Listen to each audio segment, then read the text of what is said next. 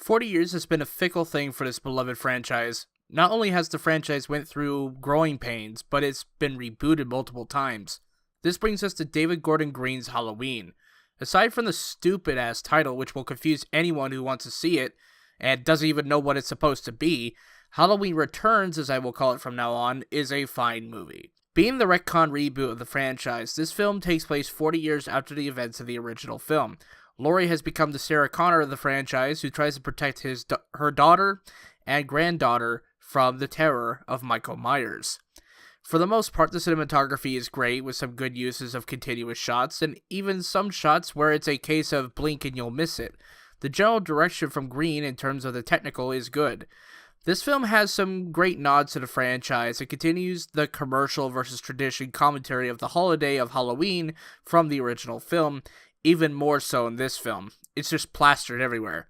Heck, there is a point in this film where one of the characters was wearing a damn Christmas sweater and I busted out laughing. We all know that once Halloween is over, the local Walmart starts putting up their Christmas stockings for your money on Black Friday. The film is fairly paced and most of the characters are fine, but the most interesting parts that I felt needed a tiny bit of expansion in the film was Laurie and Michael's conflict. While we see Laurie struggle to let go of this sort of conflict and trauma that she had 40 years ago, it just doesn't have that punch that it needs to make it feel all the more powerful and palpable. Again, Laurie is understandable as a character, I just kind of felt it needed a little bit more of a punch.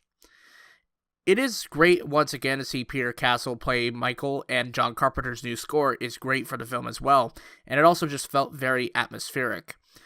But however, the story itself just kind of seems fine. It's the same general setup as the original film, although it's more attuned to 2018, and there's a lot of other different stuff in it. Like, I mean, the person who plays the granddaughter is fine, I guess. The stories with the daughter and the granddaughter are not entirely that good.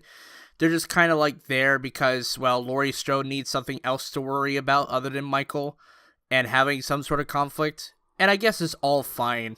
But it just, for the story itself, it just felt lackluster. It's the original Halloween, but done in a different way. In total, I felt that Halloween Returns is a perfectly fine follow-up to the original Halloween. It is clear that Green really understands Halloween the same way that Rob Zombie did in his films. But the thing that truly kept this film from being as good as the first is subtlety. It's the same problem with Halloween 2. There is maybe too much gore, and while there are points where the violence isn't shown, and that is good, I guess, but it just isn't as subtle as the original Halloween. I like the movie, and I will definitely be picking it up as soon as possible to complete my collection for Halloween. Halloween Returns gets a B.